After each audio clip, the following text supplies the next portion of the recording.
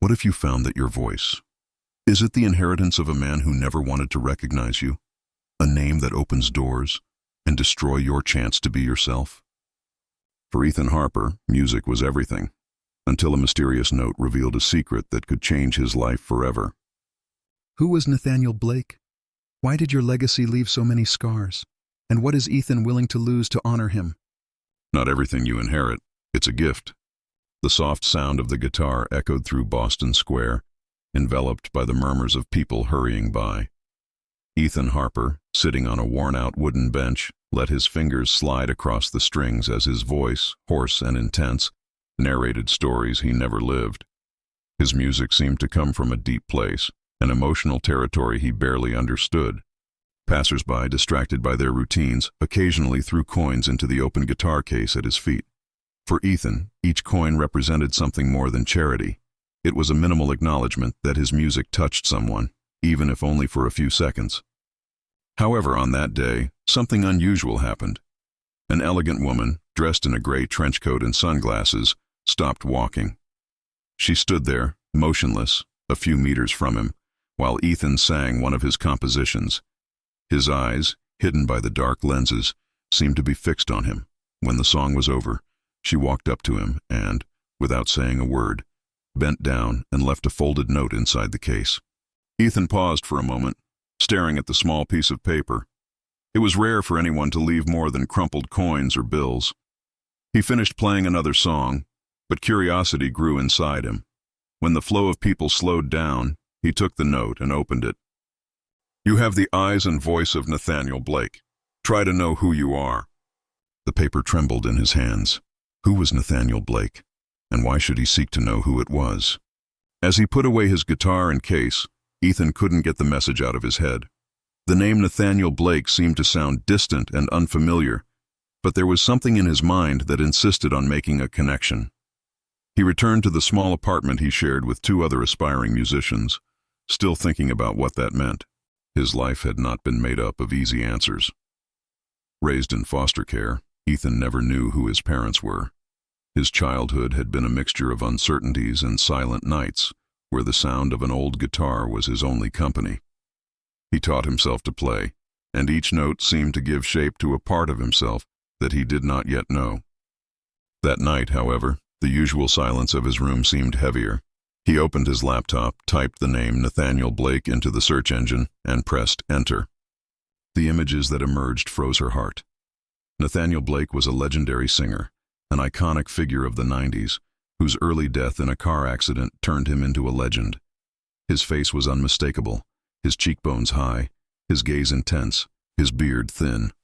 And more importantly, Ethan could see something of himself in that face. Ethan spent hours immersed in old articles, videos, and interviews. Nathaniel Blake was celebrated for his unique voice and deep lyrics, which spoke of love, pain, and regret. He was also known for his complicated personal life, marked by troubled relationships and a series of scandals. What Ethan didn't find was any mention of a son. All sources said that Nathaniel had left behind a wife and an only son, Thomas Blake, who was now an influential businessman and heir to the singer's fortune. But what if there was more to this story? The mysterious note kept in his head. Who was the woman who gave him up? Why did she think he had any connection to this man? And above all, what would he do with this information? The next morning, Ethan returned to the square where he played regularly. He decided to include in the repertoire one of Nathaniel Blake's most famous songs, Echoes of Silence.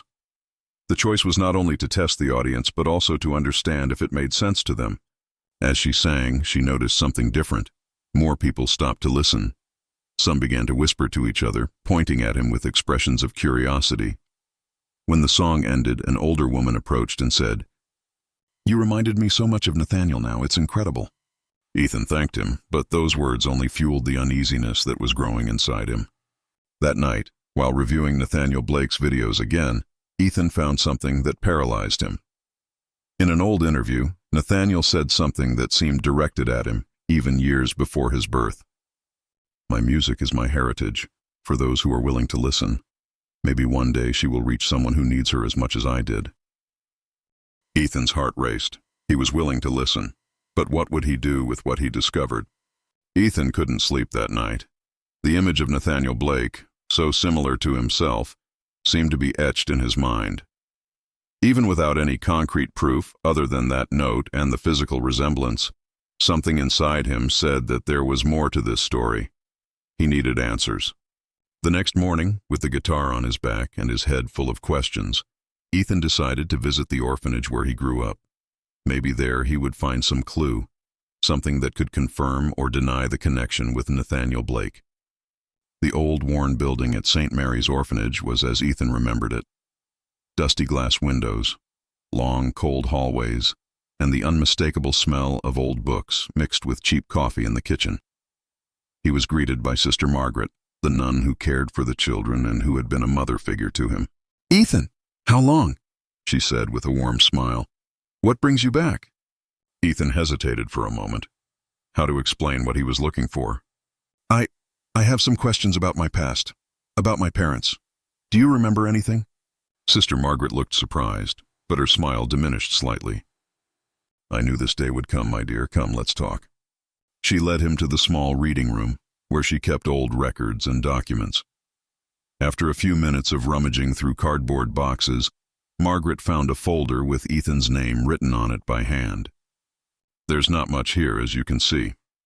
She flipped through the papers, showing incomplete birth certificates and admission forms. "You were dropped off at the door of the orphanage with an anonymous letter. We never knew who his parents were." Ethan looked at the papers but found nothing new, until Sister Margaret pulled something from the back of the folder, an old photo, yellowed by time. In the photo, a young woman was holding a baby. Although her face was partially obscured, Ethan felt a tightness in his chest when he recognized her eyes. They were the same ones he saw in the mirror every day. "That's all we've got," Sister Margaret said with a sigh. "I always thought she looked like a class woman, someone who was going through difficulties." Ethan put the photo in his pocket, thanking his sister. He didn't have answers yet, but he felt he was closer to something. Back at the apartment, Ethan analyzed the photo under the dim light of his lamp. Who was that woman? And where was she now? He realized he had no choice but to continue investigating Nathaniel Blake's legacy. If he was indeed his father, perhaps there was something in the Blake family records that would help him find out more about his mother. It was then that he had an idea. Look for interviews and videos where Nathaniel talked about his personal life. He spent hours watching old shows and reading articles until an interview caught his eye. In the video, Nathaniel was being asked about his music and the meaning behind some songs. When the host mentioned a song called Hidden Faces, Nathaniel was visibly uncomfortable. "It's one of my most personal songs. It talks about difficult decisions and about people we love, but who we can never have by our side." The statement was vague, but enough for Ethan. He opened the lyrics of the song and read them carefully. It was as if each verse spoke of buried secrets and faces that could never be forgotten. "They say that love is forever, but some faces remain hidden. In the silence of the night, I hear their voices calling me, but I will never be able to answer." The song seemed to contain a deeper meaning. Ethan felt he was on the right track. Ethan decided he needed to talk to someone in the Blake family. The only name he knew was Thomas Blake, Nathaniel's legitimate son, now a powerful businessman.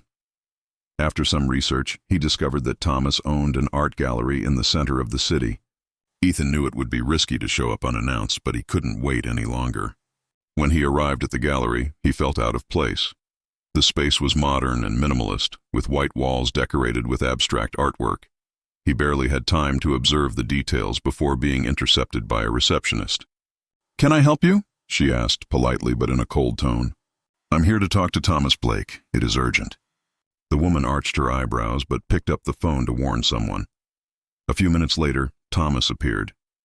He was older than Ethan expected, perhaps in his 30s, with an impeccable suit and an expression of irritation.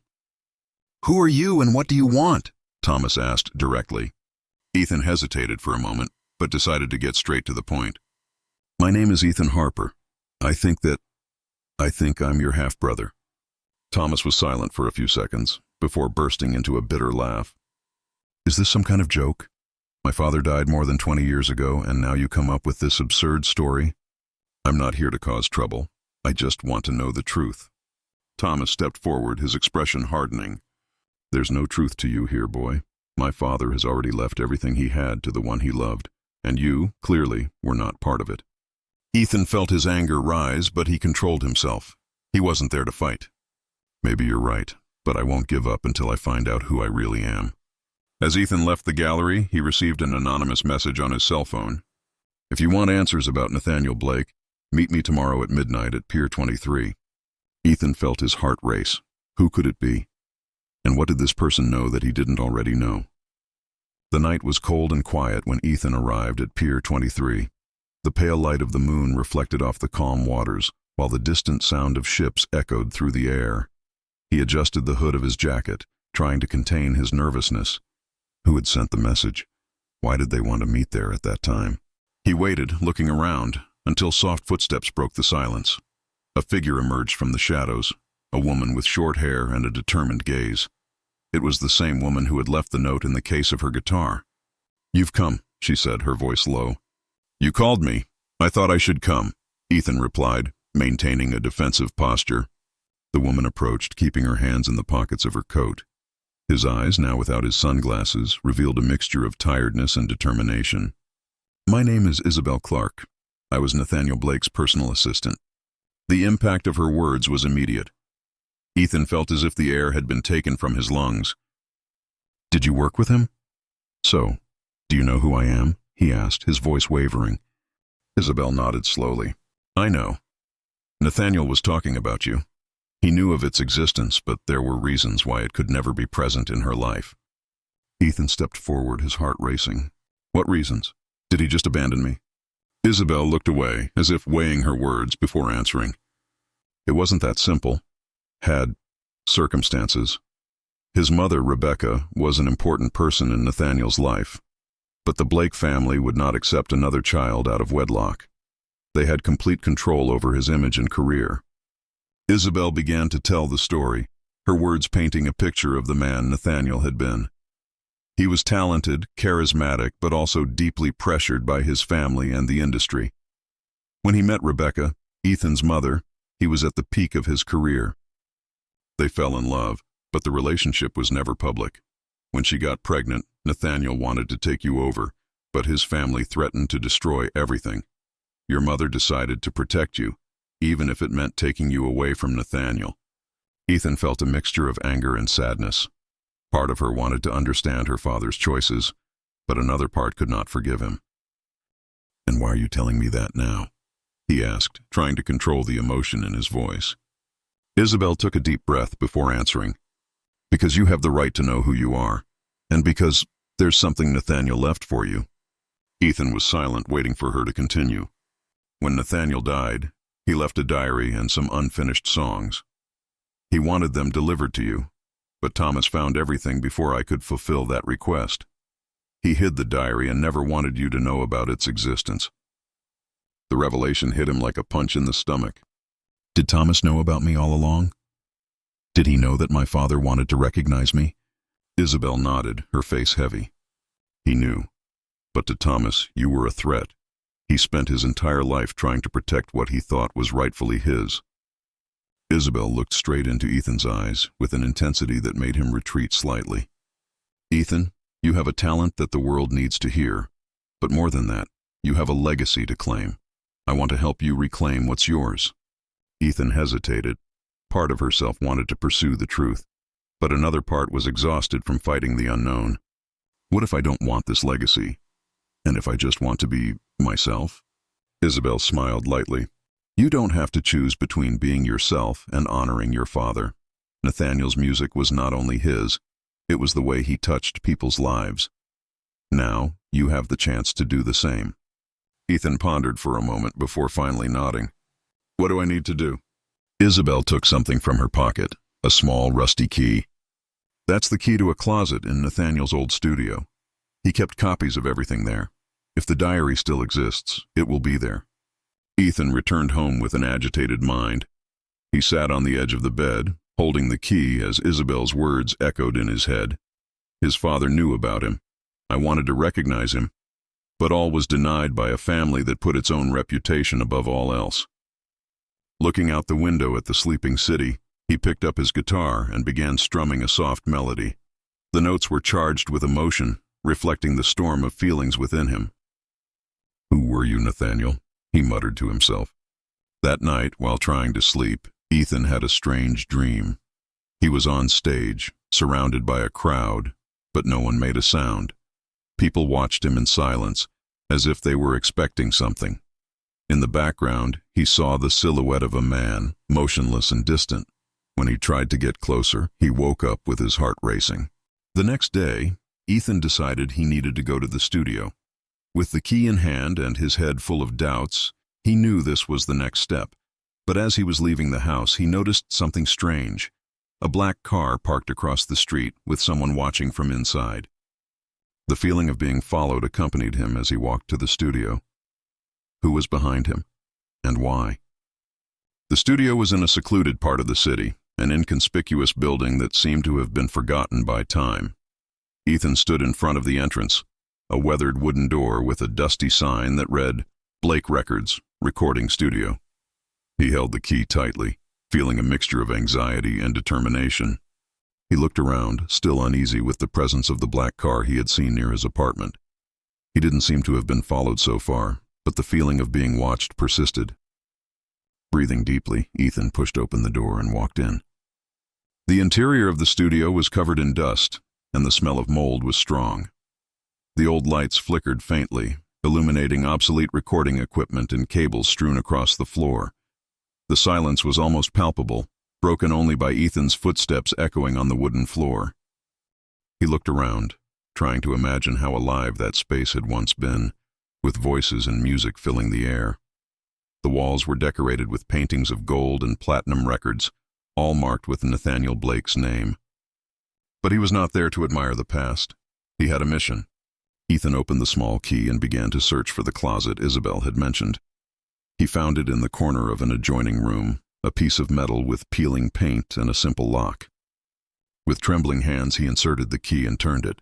The lock gave way with a click. Inside the closet were several things: old notebooks, recording tapes, and a wooden box. Ethan picked up the box first, opening it to find a black-bound notebook. On the first page, Nathaniel Blake's name was written in elegant handwriting. Ethan flipped through the pages, reading fragments of thoughts, unfinished song lyrics, and reflections on life. One sentence in particular caught his attention. "I know that one day he will find these words. I don't know if it's too late, but I hope you understand that everything I did was out of love." Ethan's hands began to tremble. Nathaniel actually wrote to him. It was a direct message, a connection he never thought possible. Among the pages, Ethan found a crumpled photo. A young man, smiling, next to a woman he recognized as his mother. On her lap, a baby. "It's me," he murmured, feeling a wave of emotion wash over him. While Ethan was immersed in the diary, a noise coming from the entrance to the studio caused him to freeze. Firm footsteps echoed through the space, and he quickly closed the box, putting the diary in his backpack. "I knew I'd find you here." Ethan turned and saw Thomas Blake standing in the doorway. He was without his usual suit, but his posture was still authoritarian. "What do you think you're doing breaking into my family's studio?" Thomas asked, with an expression of suppressed fury. Ethan took a deep breath, trying to stay calm. "I'm not invading anything. Nathaniel left that to me. He wanted me to know the truth." Thomas chuckled bitterly, crossing his arms. "The truth? Do you think you deserve this? My father did what he could to protect his career and our family. He never wanted you to be a part of it." Thomas's words hit Ethan like a knife. "That's not true. He knew about me. He knew what he was doing. He left all of this because he wanted me to understand." Thomas stepped forward, pointing to Ethan. "Do you think you can just show up after all these years and claim something? There's nothing for you here. My father left me his legacy, and I'm not going to let you tarnish that." Ethan stared at Thomas, feeling the anger boil inside him. "I'm not here to steal anything from you, Thomas. I just want the truth, and I'll find it, whether you like it or not." Before Thomas could answer, another sound echoed through the studio, a phone ringing. Thomas answered quickly, moving away to the corner of the room. Ethan took advantage of the distraction to grab his backpack and run out the side door. He knew he couldn't face Thomas there, not while he was so vulnerable. As he ran through the dark streets, he felt the weight of the diary in his backpack. That was all he needed for now. Back at the apartment, Ethan locked the door and sat on the bed, pulling out the diary again. He spent hours reading Nathaniel's words, feeling as if he was meeting his father for the first time. One entry in particular caught his eye. Thomas always wanted to be like me, but he never understood that music comes from the soul, not from the blood. Ethan, if you ever read this, I hope you follow your own truth. Don't let anyone define who you are. The words were a relief and a burden at the same time. Ethan knew his journey was far from over, but now he had something he never had before, a piece of the truth. As Ethan reflected, his phone vibrated with an unknown message. You found what you needed, but there's more. If you want complete answers, go to the address below. But beware, you are being watched. Ethan looked out the window and saw the same black car parked across the street. The sound of the black car still echoed in Ethan's mind as he stared at the message on his phone. The idea of being watched made his heart race, but at the same time, he knew he couldn't ignore this opportunity. If there really were more answers waiting for him, he needed to go. The address in the message led to a discreet street in suburban Boston. Ethan grabbed the backpack with Nathaniel's diary, locked the apartment door, and left, his quick steps reflecting his unease. The place was an old and apparently abandoned house. The windows were covered by thick curtains, and the paint on the facade was worn out. Ethan hesitated for a moment before knocking on the door. After a few seconds, the door creaked as it opened, revealing Isabel Clark once more. "You've come," she said, in a tone that was both one of relief and concern. "Did you send the message?" Ethan asked, entering the house. Isabel shook her head. "It wasn't me, but someone wants you to know the truth, and luckily so did I." The interior of the house was simple, with antique furniture and piles of papers scattered everywhere. On the central table was a map, some documents, and old photos. Isabel pointed to a chair and said, "Sit down. We need to talk about Thomas and what he hides."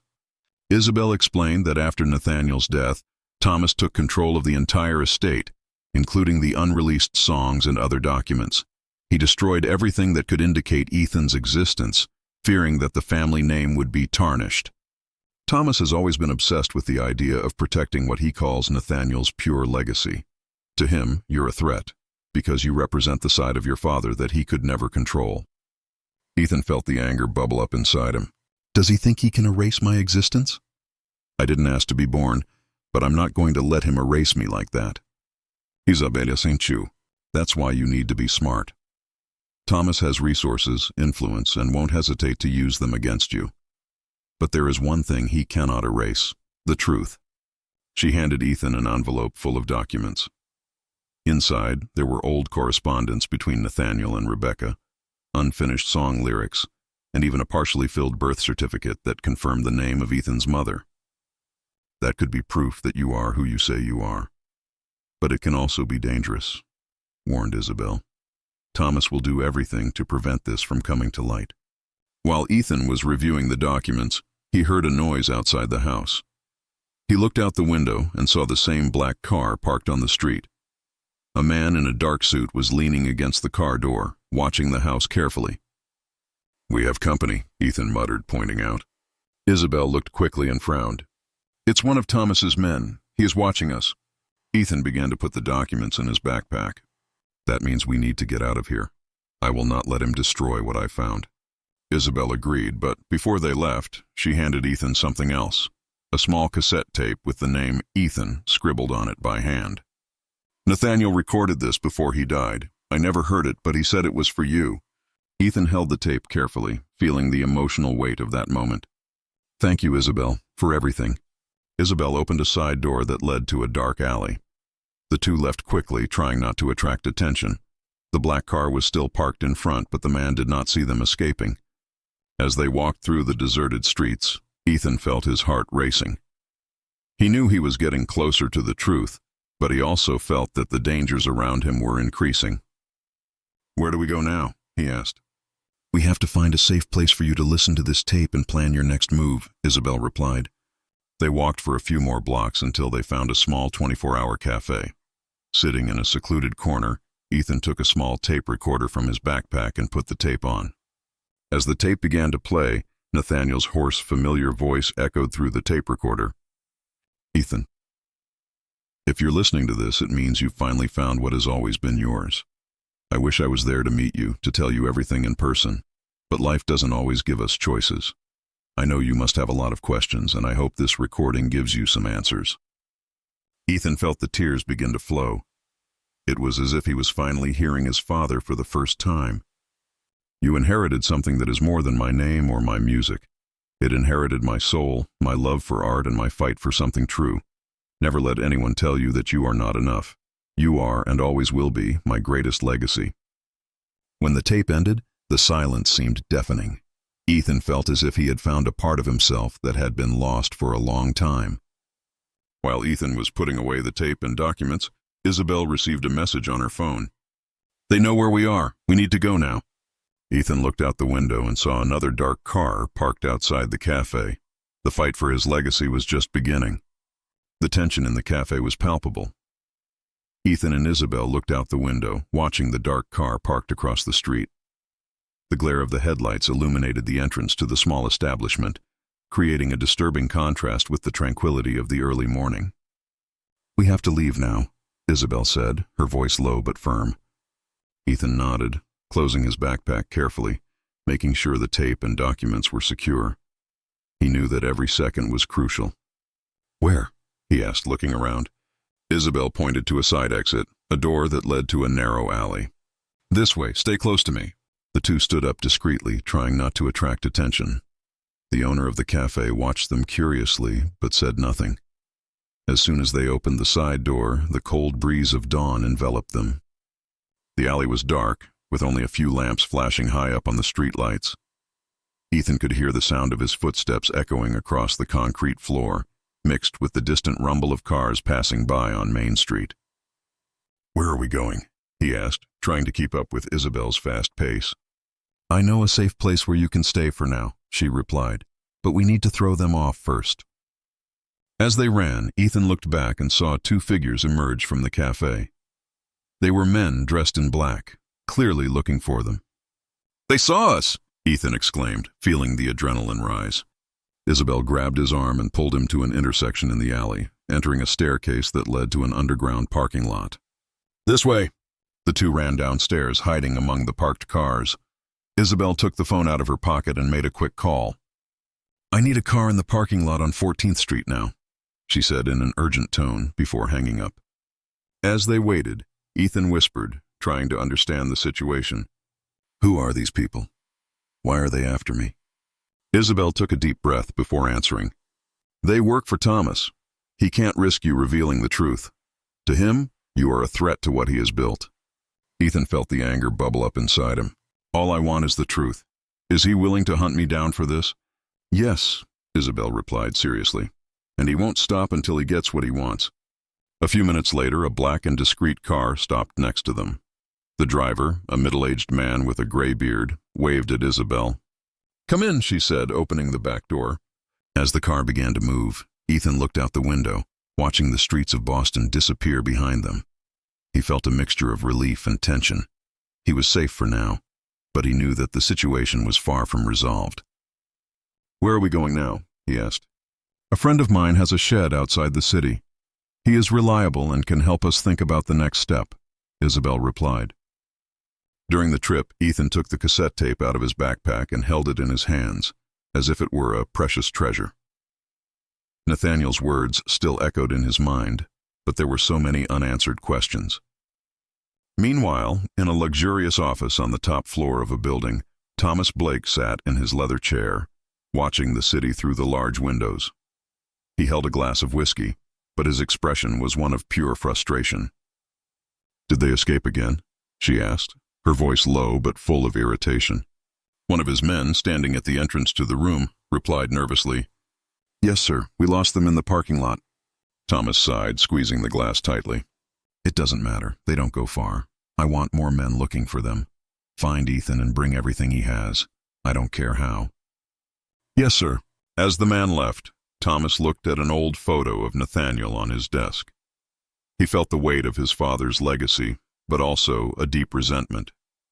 He should never have existed, he muttered to himself, referring to Ethan. I'm not going to let him destroy what I've built.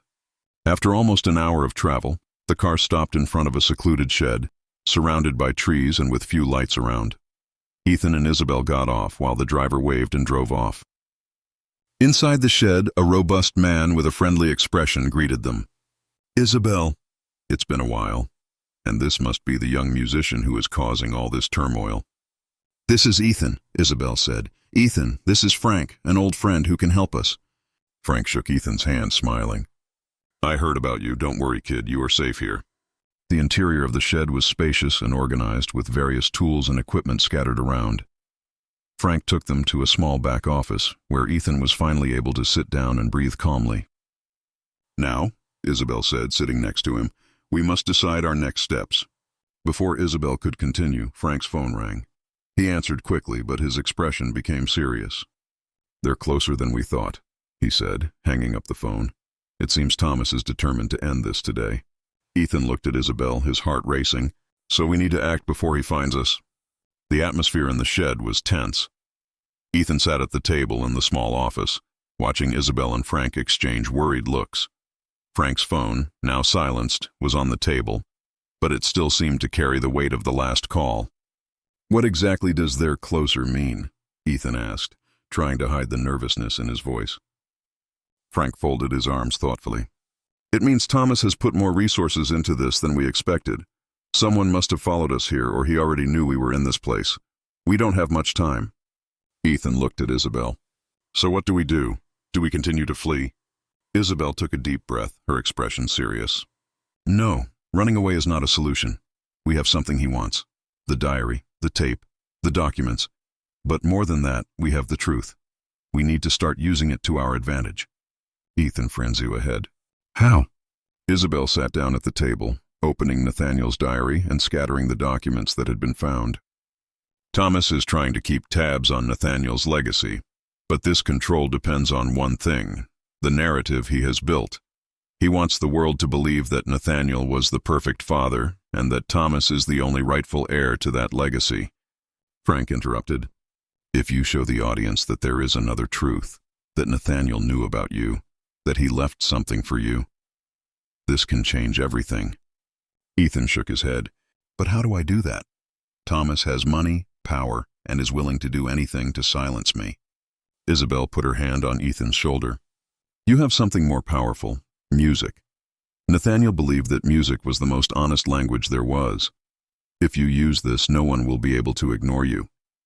Ethan looked at the cassette tape on the table. He knew that Nathaniel's recording could be a crucial piece in proving his story, but it also meant exposing himself completely to the world. That could go wrong, Isabel. What if no one believes me? Then you will have tried, she replied, and sometimes that's enough. Ethan decided he needed to start somewhere. He knew that simply showing up with the diary and documents would not be enough. People needed to feel the truth, and the only way to do that was through music. He turned to Frank. Do you have any recording equipment here? Frank smiled. I have more than that. I have a makeshift studio. It's not professional like the one Nathaniel wore, but it will do. The three headed to the back area of the shed, where Frank had set up a small recording space. There were microphones, cables, and an old computer, all covered in a thin layer of dust. Ethan picked up his guitar and began tuning the strings, while Isabel adjusted the microphones.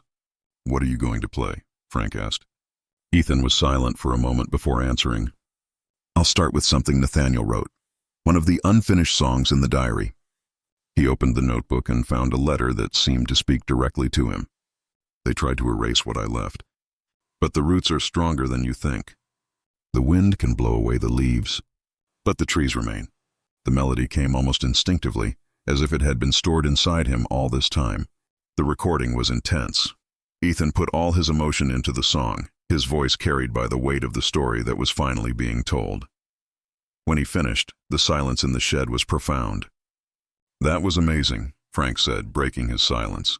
If it doesn't make people listen, it won't do anything. Isabelle concordou. We will use this recording as the first step. We'll send it to a few contacts who are still loyal to Nathaniel's legacy. Journalists, music critics, people who can amplify your voice. Ethan nodded, but something still bothered him. What about Thomas? He's not going to stand still while we do this. Isabel looked directly at him, with a determined look. He will react, no doubt, but now we are one step ahead. He doesn't know that we have already begun to expose the truth. Meanwhile, Thomas was in a room full of monitoring screens, watching captured footage of Ethan and Isabel fleeing. He was surrounded by his trusted men, all waiting for orders. I want every recording, every document, every detail they have, Thomas said, his voice cold. If they disclose anything, I'll sue them until there's nothing left. One of the men, a young analyst, hesitated before speaking. Sir, it seems that they have already begun to act. Rumor has it that a new song is being distributed to some journalists. Thomas narrowed his eyes. Increase your efforts. I want to know who received this information.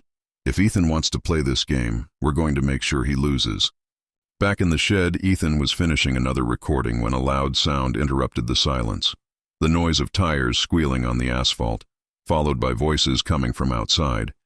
Frank ran to the window and looked out. They found us. Isabel caught the engraved ribbon and quickly kept it in Ethan's backpack. Leave through the back door. Me and Frank are going to distract them. Ethan Hesse, I can't leave you here. You need to, Isabel said firmly. The world needs to hear your truth, Ethan. Go now. With his heart racing, Ethan grabbed his backpack and ran for the exit, while Isabel and Frank prepared to face Thomas's men. Ethan ran through the shadows of the night, the sound of screams and footsteps echoing behind him. He knew that Isabel and Frank were risking everything to distract Thomas's men, and that only made the weight in his backpack all the more significant. Every document, every recording represented not only his connection to Nathaniel, but also his only chance to claim his story. The alley next to the shed led to a deserted street, and Ethan tried to keep his breath under control as he looked around, looking for somewhere safe to hide. He spotted an open diner a few feet away, an unlikely refuge, but better than being outdoors. The doorbell on the diner door rang as Ethan walked in, trying to look as casual as possible. The waitress, a gray-haired woman, looked at him with disinterest as he sat in a booth in the far corner. Do you want anything? She asked, approaching with a notepad. Ethan glanced at the menu in an attempt to appear calm. A coffee, please. As the woman walked away, he took Nathaniel's diary out of his backpack and opened it, keeping it hidden under the table. He needed to plan his next move, but his mind was still focused on Isabel and Frank's sacrifice. I hope they're okay, he muttered to himself. Flipping through the diary, he found another entry that caught his eye. The words seemed almost prophetic, as if Nathaniel knew that his legacy would be challenged. No matter how hard they try to bury the truth, it always finds a way to come out. Music is my voice, but my story will be told by anyone who dares to listen to it. Ethan closed the journal, feeling heavier than ever. He knew he couldn't fail. As Ethan tried to gather his thoughts outside, Thomas's men were searching for him. One of them, while observing the deserted street, noticed the brightness of the lights in the cafeteria. He may have gone in there, he said, gesturing to the others. 3 men advanced towards the site, moving with the precision of hunters. Inside the diner, Ethan felt chills down his spine when he saw the figures through the window. He quickly hid the diary and put it back in his backpack. The waitress returned with the coffee, looking at it curiously. Is everything okay, boy? He seems nervous. Ethan Tentu is sorry. I'm fine, just thinking. As the men entered the diner, the sound of the door opening made his heart race. He lowered his head, trying to look invisible, but he knew he didn't have much time. The men looked around, checking every corner. One of them approached the waitress. Did you see someone come in here, a young man with a backpack? The woman frowned, glancing at Ethan before answering. It's an open snack bar. People come and go all the time. Ethan was preparing to run, but before he could make any move, one of the men spotted him. There he is! Without thinking, Ethan grabbed his backpack and ran towards the back door of the diner. He heard the waitress shout something, but the sounds of heavy footsteps behind him were all he could process. The back door led to another alley, but this time, Ethan knew he couldn't rely on his luck alone. He needed to throw them off. Looking around, he caught sight of a fire escape and quickly began to climb, his arms and legs burning with the effort. The men arrived at the alley soon after, but hesitated when they saw him coming up. He's going up to the roof. Ethan reached the top of the building and threw himself behind a low wall to catch his breath. He looked up at the horizon, watching the lights of Boston stretch out before him. For a moment he felt small, but also determined. As the men began to climb the stairs, Ethan noticed a door that led to the interior of the building. He pushed her and ran down the empty hallway, down another staircase that led him to a side exit. When he finally reached another street, he realized he had escaped, at least for now. As he hurriedly walked through the streets, trying to distance himself even further from the pursuers, a car stopped next to him. Ethan took a step back, prepared to run again, but the window was lowered, revealing a familiar face. Isabel.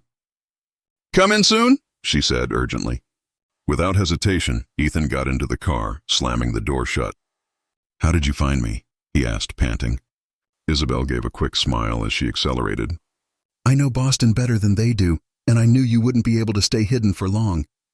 Ethan looked at her, relieved but still worried. "And Frank, is he okay?" He managed to throw them off. "You'll meet us later somewhere else," Isabel replied, her expression more serious. "But we have to act fast. Thomas knows you're closer to exposing the truth, and he won't stop until he silences you."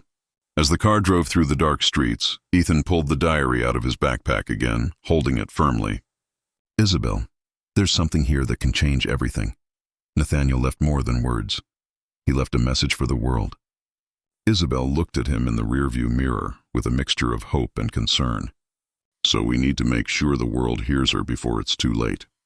However, before they could plan their next move, the headlights of another car appeared in the rearview mirror, speeding towards them. "Hold on!" Isabel shouted as she turned the steering wheel to try to throw them off. Isabel turned the steering wheel hard, dodging the car that was chasing them. Ethan held the handle on the roof of the car as he felt the impact of the sudden movement. The engine roared as Isabel sped through the narrow streets of Boston, trying to outwit Thomas's men. "They're not going to stop," Ethan shouted, looking in the rearview mirror and seeing the black car rapidly approaching. "And neither did I," Isabel replied, her eyes fixed on the road. The chasing car slammed into the rear bumper, nearly knocking them against the pavement. Isabel kept control and turned onto a side street, a shortcut she knew well.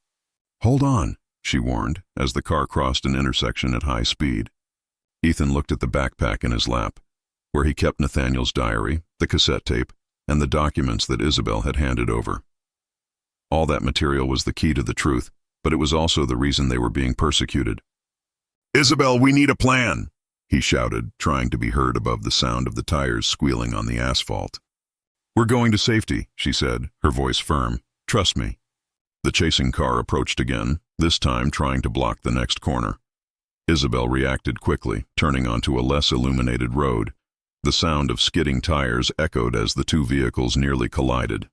After a few minutes of intense pursuit, Isabel finally managed to outwit the car, entering a narrow tunnel that led to a hidden shed. She parked the car abruptly and turned off the headlights. "Get out quickly," she said, grabbing her bag and getting out of the car. Ethan followed behind her while Isabel locked the door to the shed. The space was dark and smelled of oil, but it felt safe. "What is this place?" Ethan asked, trying to catch his breath. "A hiding place I use when I need to disappear. Here we will be protected for the time being," explained Isabel, turning on a lamp hanging in the center of the shed. Ethan looked around and saw several stacked boxes and some old communication equipment. It was clear that Isabel was prepared for situations like this. While Isabel was arranging the space, Ethan sat down in an old chair and opened Nathaniel's journal again. He needed to understand what to do with all that. His hands trembled as he read another entry that seemed to speak directly to him. "The truth is like an unfinished song. It only makes sense when someone dares to complete it." Ethan closed the journal and looked at Isabel. "Nathaniel wanted the truth to be revealed, but I don't know if I'm ready for it." Isabel approached, putting her hand on his shoulder. "Ethan, you have something Thomas will never have. Authenticity. Everything you found, the diary, the music, the tape, proves that your father believed in you. He wanted you to tell this story."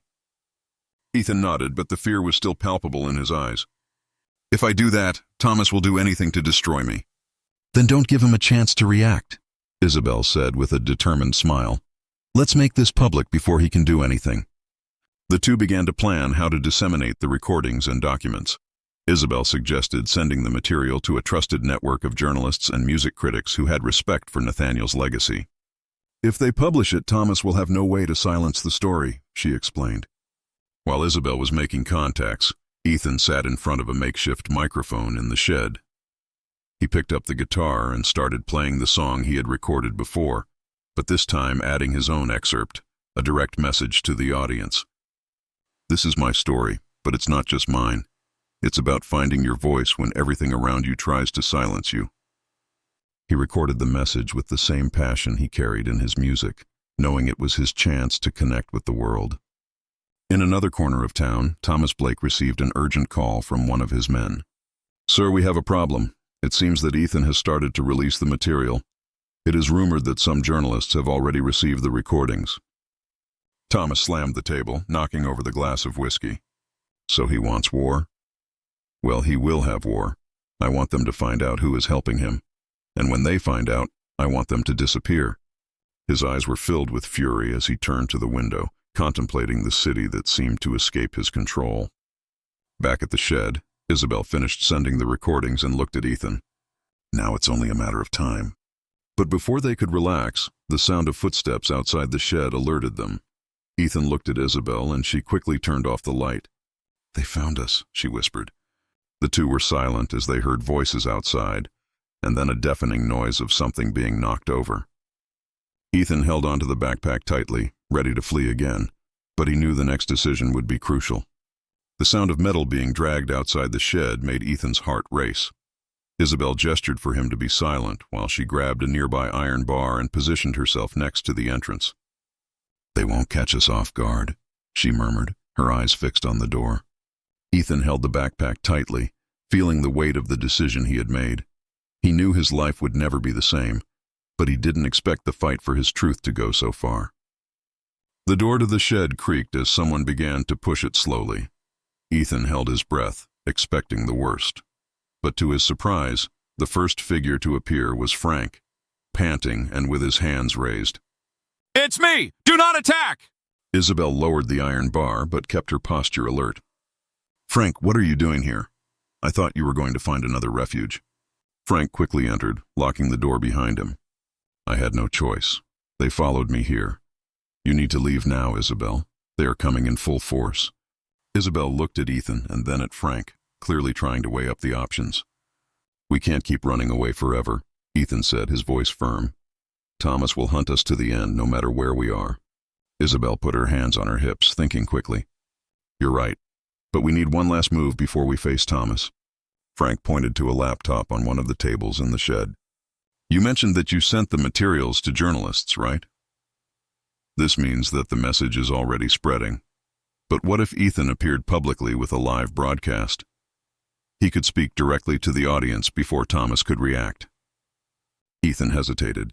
The idea of exposing himself in that way was daunting, but he knew there was no other choice. "If this is what needs to be done, then let's do it." While Frank prepared the equipment for the broadcast, Isabel checked the surroundings, making sure they had enough time before they were found. Ethan sat in front of the microphone, holding Nathaniel's diary in one hand and his guitar in the other. "Remember, Ethan," Isabel said, placing a hand on her shoulder, "it's not just about you. It's about all the people who are looking for a truth, who are looking for something authentic." Ethan nodded, taking a deep breath. When everything was ready, Frank nodded. "We're live in 5, 4, 3. The camera began to roll, and Ethan looked directly into the lens. "My name is Ethan Harper, and this is my truth." He opened the diary and began to read a few excerpts, explaining his connection to Nathaniel Blake. Then he picked up the guitar and played the unfinished song he had completed, his voice full of emotion and determination. Views began to increase rapidly, and comments on social platforms were a mix of support and surprise. Ethan's story was finally coming to the world. Meanwhile, Thomas Blake was in his office, furious to see Ethan's transmission. He slammed the table, startling his attendees. "I told you to stop him!" "How did this happen?" One of the men tried to explain, but Thomas interrupted him. "It doesn't matter. End it now. I want to track down the location of the broadcast and send my men out immediately." Thomas knew that the control he held over Nathaniel's legacy was crumbling, and he was willing to do anything to get it back. Back in the shed, the broadcast was in its final moments. Ethan looked at Isabel and Frank, feeling a wave of relief as he realized that his message had been delivered. But before they could celebrate, the sound of cars approaching quickly alerted them. Isabel turned off the lights in the shed, but it was too late. "They're here," Frank said, grabbing a tool as a makeshift weapon. Thomas's men began banging on the door, trying to force it in. Ethan looked at Isabel, the fear in his eyes evident. "What do we do now?" Isabel took a small bag and handed it to Ethan. You run. Take that and go to the address that's inside. There's someone there who can guarantee your safety." "What about you?" he asked, his voice breaking. "We're going to delay them as long as possible," Isabel replied with a sad smile. Before Ethan could protest, Frank pushed him to a side exit. Go, now! Ethan ran once more, feeling tears of frustration flow as he heard the sounds of fighting start behind him. As he ran through the dark streets, Ethan opened the bag that Isabel had given him. Inside was a USB stick marked with the name Nathaniel. He knew that it contained more than answers. It was the last piece of the puzzle. But before he could process what that meant, a black van stopped abruptly in front of him. The side door opened, and masked men stepped out, advancing toward him. Ethan knew his journey was far from over. The black van suddenly stopped in front of Ethan, and the side door slid quickly. Masked men stepped out, their silhouettes highlighted by the dim light of street lamps. Ethan froze for a moment, weighing his options. His backpack, loaded with the documents, Nathaniel's diary, and Isabel's USB stick, seemed to weigh tons.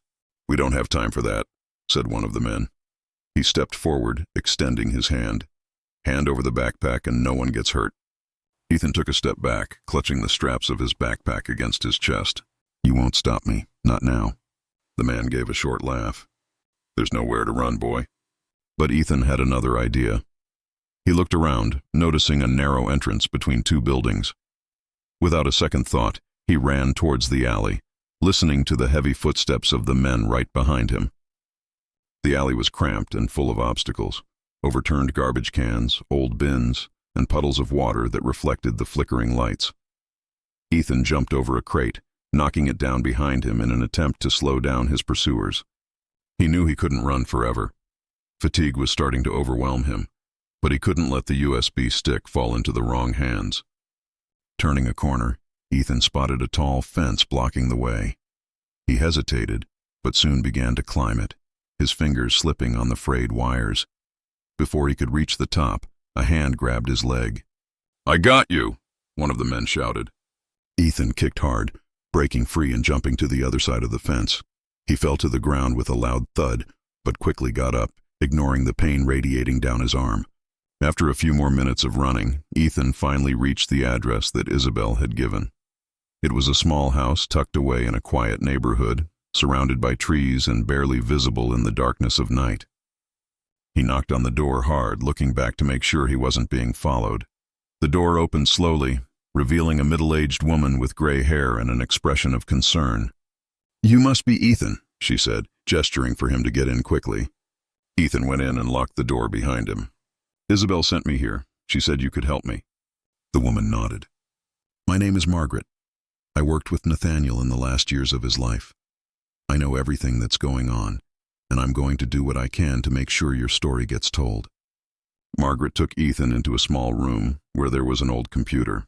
He handed over the USB stick, still not knowing exactly what to expect. "Isabel said this was important, but I don't know what's here," he explained. Margaret connected the USB stick to the computer and opened the files. On the screen, several folders appeared with titles such as Unreleased Songs, Personal Letters, and Final Confession. "Here it is," Margaret said, clicking on the last folder.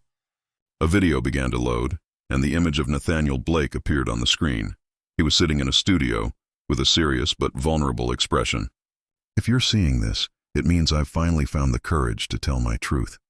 For years, I lived under the shadow of decisions that were imposed on me, but I never stopped thinking about you, Ethan. You're part of me, part of my music, and part of what I've always fought to protect." Ethan felt tears flow as he heard his father's voice. "Thomas, if you're seeing this, I want you to know that I didn't make these choices to harm you. I did it because the truth needs to be known, even if it means risking everything." Nathaniel paused as if he was trying to find the right words. Ethan, don't ever let anyone tell you that you're not enough. You carry a legacy, but you also own your own history. Use it to inspire, not to hide. The video ended, leaving the room silent. Margaret is viro para Ethan. This needs to be disclosed immediately. This video is proof that Nathaniel wanted you to tell the truth. Ethan nodded, but he was still processing everything. How can we do this without Thomas stopping us? Margaret smiled. I've already sent the video to several trusted people while it was loading. Now it is only a matter of time before the world knows the truth. But before they could celebrate, they heard the sound of cars stopping outside. They're here, Margaret said, her expression hardening. Ethan looked around, trying to find a way out. I can't let them destroy this. Margaret put her hand on his shoulder. And they won't. You've already done what you needed to do. Now it's time to protect yourself. As the footsteps outside grew louder, Ethan picked up his backpack and looked at Margaret. Thank you for believing in me. She just smiled. Go and finish what you started. Ethan walked out the back door, disappearing into the darkness as Thomas's men stormed into the house. He knew the battle wasn't over yet, but he also knew he had his father's strength on his side. The cold pre-dawn air enveloped Ethan as he ran through the dark streets, his backpack clutched to his chest. He didn't know where he was going, but he knew he needed to put as much distance between himself and Thomas's men as possible. Her father's message still echoed in her mind, a mixture of inspiration and anguish. You own your own history. The words sounded like a promise, but also like a challenge. He paused for a moment to catch his breath, leaning against a wall. Margaret's house was already out of sight, but he could hear the distant echoes of voices and footsteps spreading through the streets. Ethan knew that Nathaniel's video had already been uploaded. His part was done, but the danger was still real. As Ethan fled in another corner of town, the first news about Nathaniel's video began to circulate. Journalists and music critics published articles with titles such as, The Truth About Nathaniel Blake, A Lost Son Revealed. Ethan Harper, The Unexpected Legacy of a Legend. Social networks were in an uproar, with excerpts from the video being shared and debated. Ethan's name was trending, and many people began to support his cause, while others still doubted his story. However, Thomas's reaction was immediate. He has enlisted his legal and public relations team to control the narrative. I want statements ready to disprove all this, Thomas said, his voice charged with fury. Say it's a farce, an attempt at extortion. We will not let him destroy our family name. But Thomas knew deep down that he was losing control. After nearly an hour of running and hiding, Ethan found a small abandoned warehouse in an industrial neighborhood. He entered cautiously, making sure that no one had followed him, and locked the door behind him. The place was dark and cold, but it offered a moment of safety. He put his backpack on the floor and sat in a corner, trying to organize his thoughts. While going through his backpack, he found Nathaniel's cassette tape once again. He held the small object in his hands, feeling the emotional weight it carried. Is that what it all means, Dad? He muttered to himself. Ethan knew that the battle was still far from over. The video had been released, but Thomas still had the power and resources to retaliate. He needed to prepare for what was to come next. As Ethan rested, he heard the sound of footsteps approaching outside the warehouse. He quickly stood up, picking up a rusty iron bar he found on the ground.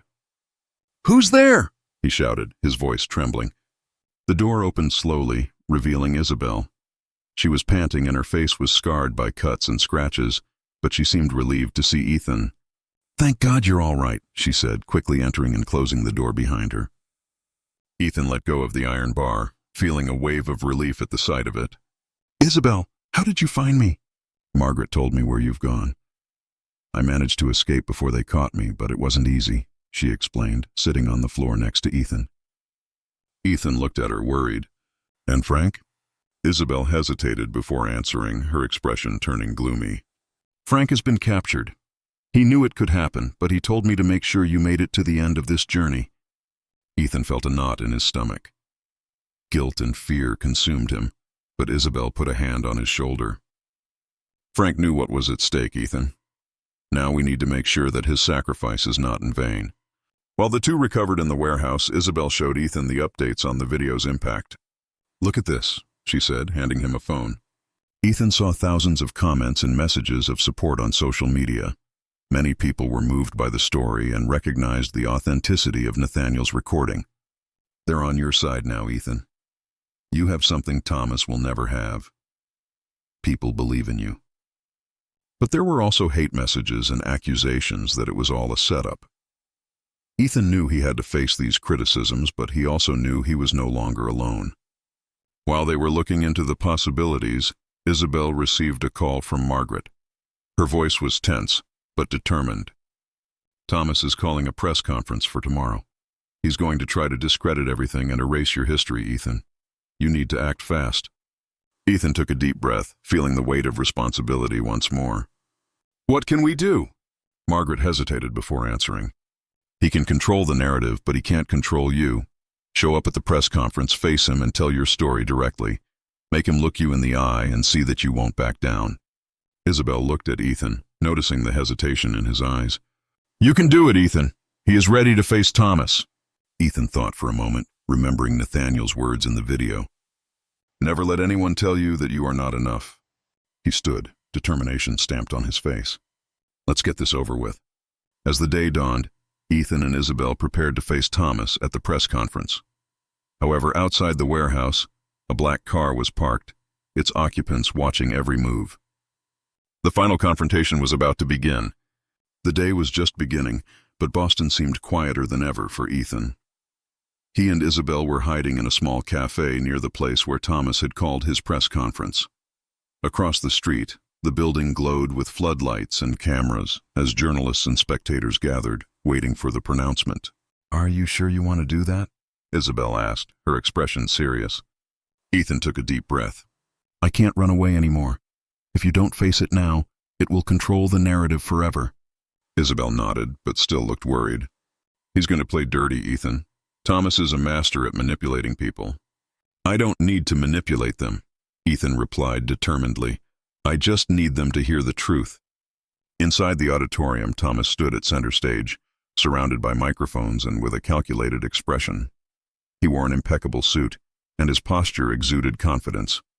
Thank you for being here, he began, addressing the audience. In the last few hours, a lot of false information has been circulating about my father, Nathaniel Blake, and about the so-called inheritance that he would have left to an alleged lost son. He paused, staring directly at the cameras. I want to be clear. All this is just a desperate attempt to gain attention. My father was always a man of integrity and transparency. Any allegation to the contrary is an affront to his memory. The journalists began to murmur, but before anyone could ask a question, the door to the auditorium opened. All eyes turned to Ethan, who entered with his backpack on his back and his head held high.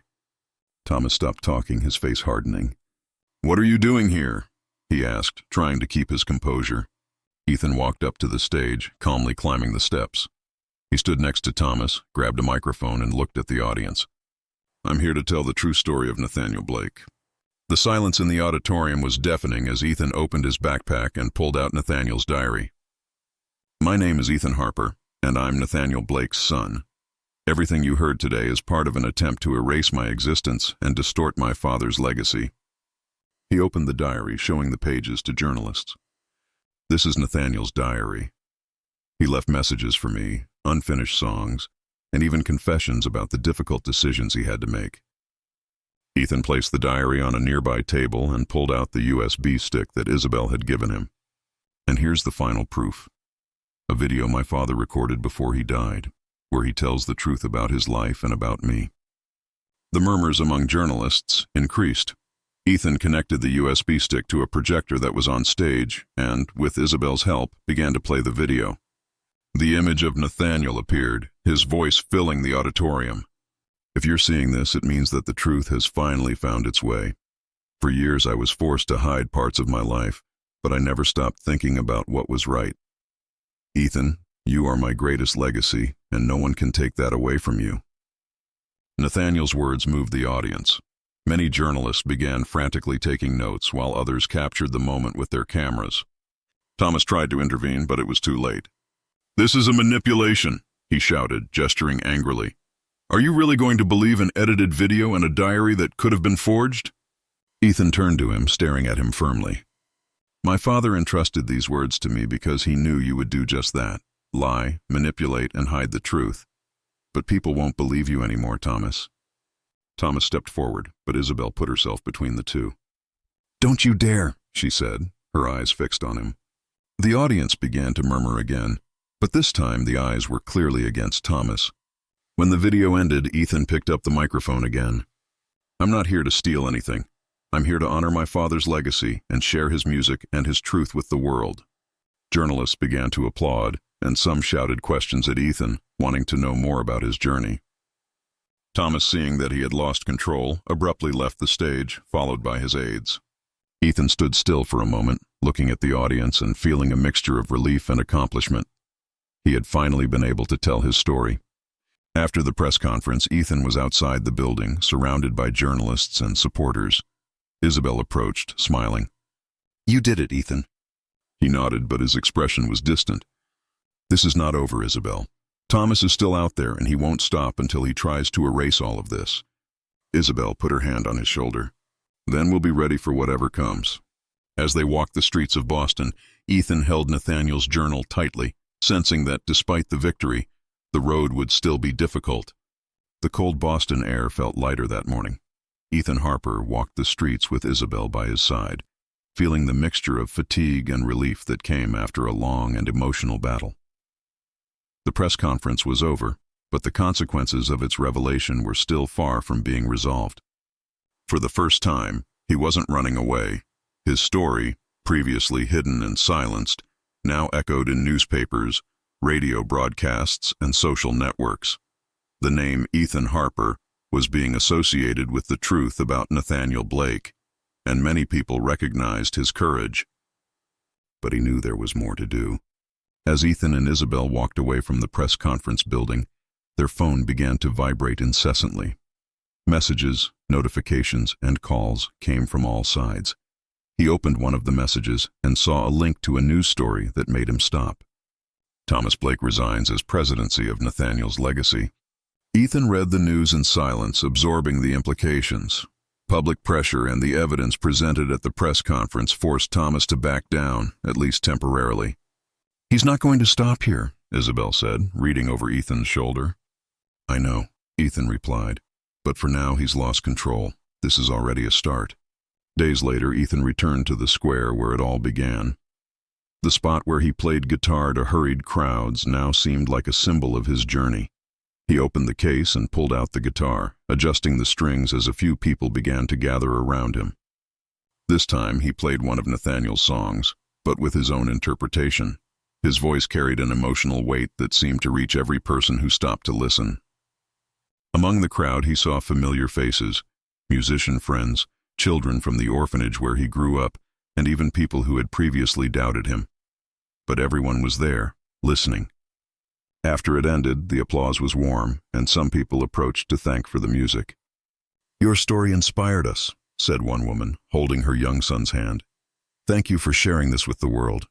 Ethan smiled, feeling that for the first time, his music was actually being heard. A week later, Ethan received an unexpected call. On the other end of the line was Thomas. His voice sounded different, less arrogant and more restrained. Can we talk? Thomas asked bluntly. Ethan hesitated for a moment, but agreed. They arranged to meet in a quiet park, away from the spotlight and the hustle and bustle. When Thomas arrived, he looked tired, like someone who had carried a weight for too long. I owe you an apology, Thomas began, looking directly at Ethan. I spent years trying to protect something that I thought was mine, but I don't think I ever really understood what my father wanted. Ethan folded his arms, listening in silence. You have every right to be angry with me, Thomas continued, but I want to try to do it the right way now. I want Nathaniel's legacy to be something we can share, something that honors who he really was. Ethan felt mixed emotions. Part of herself wanted to reject Thomas, but another part knew this was a chance to build something new. I only want what is fair, he replied, and I want the truth to be respected. Thomas nodded. Let's do it together then. Over the next few months, Ethan and Thomas worked to reorganize Nathaniel Blake's legacy. They decided to release a posthumous album with the unreleased songs that Ethan had found in the diary and on the USB stick. The album, titled Echoes of a New Beginning, quickly became a hit. rescuing the essence of what Nathaniel stood for as an artist and as a person. Ethan also started his own music career, mixing his story with Nathaniel's influences, but creating something unique and authentic. He performed at small shows and festivals, always sharing his journey with the public. One night, after an emotional concert, Ethan returned to the small apartment where it had all begun. He picked up Nathaniel's diary and read one last entry that seemed written especially for that moment. "Music has always been my way of saying what words couldn't. Now it's your turn, Ethan. Sing, scream, love, and never stop believing in your own voice." Ethan closed the diary with a smile on his face. He knew there would still be challenges, but now he was ready to face them. The truth had won, and he was finally free to be who he was.